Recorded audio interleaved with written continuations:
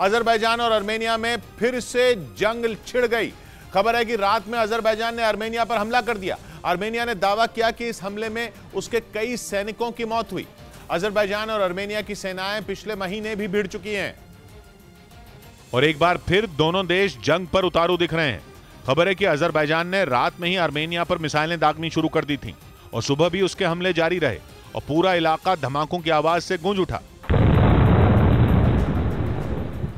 कुछ और तस्वीरें भी आईं जिनमें बहुत सारे सैनिक बॉर्डर पार करते दिखे। दावा किया गया कि यह वीडियो अजरबैजान के उन सैनिकों का है जो आर्मेनिया में घुसने की कोशिश कर रहे थे, जिसके बाद खबर आई कि आर्मेनिया ने भी अजरबैजान को जवाब दिया और उसके भी कुछ सैनिक मारे गए। हालांकि अजरबैजान ने उनकी संख्या नहीं बताई, लेकिन आर्मेनिया ने आंकड़े नहीं छिपाए। और रात में जंग शुरू होने की अगली सुबह आर्मेनिया के पीएम दुनिया के सामने आए और उन्होंने दावा किया कि अजरबैजान के हमले में उनके 49 सैनिकों की जान गई।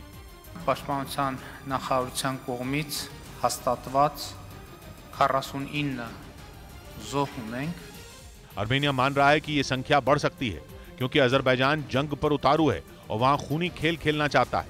इस बार भी फसाद की जड़ वही पुरानी वजह है जिसका नाम है नगोर्नो कराबाख, जिसके लिए पिछले महीने भी अजरबैजान और आर्मेनिया भिड़ चुके हैं और एक बार फिर जमीन के उसी टुकड़े के लिए लड़ाई हो रही है। आर्मेनिया का दावा है कि अजरबैजान ने उस पर ड्रोन के जरिए हमला किया, जिन्होंने बॉर्डर के आसपास के इलाकों में खूब तबाही मचाई।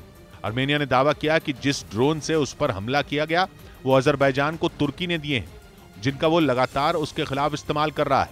यही नहीं, आर्मेनिया ने इस मामले में रूस और सीएसटीओ की मदद मांगी है। 6 देशों वाले सीएसटीओ का पूरा नाम है the collective security treaty organisation, जिसमें रूस और आर्मेनिया शामिल हैं।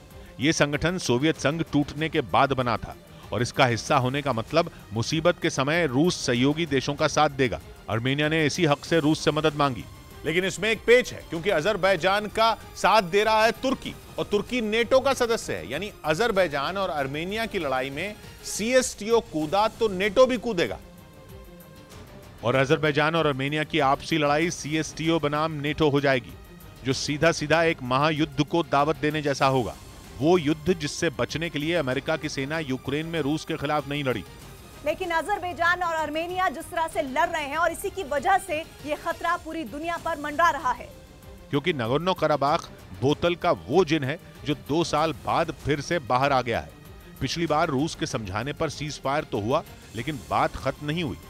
आग सुलगती रही और 2 साल बाद ज्वालामुखी बनकर फट गई, जिसकी चपेट में अब पूरी दुनिया आ सकती है। क्योंकि अगर सीएसटीओ आर्मेनिया के समर्थन में लड़ा तो तुर्की नेटो को बीच में लाएगा और अजरबैजान का साथ देगा, जिसके बाद वो होगा जिसके बारे में कोई सोचना भी नहीं चाहता, क्योंकि यूक्रेन जंग के बाद दुनिया एक और युद्ध के लिए बिल्कुल तैयार नहीं है।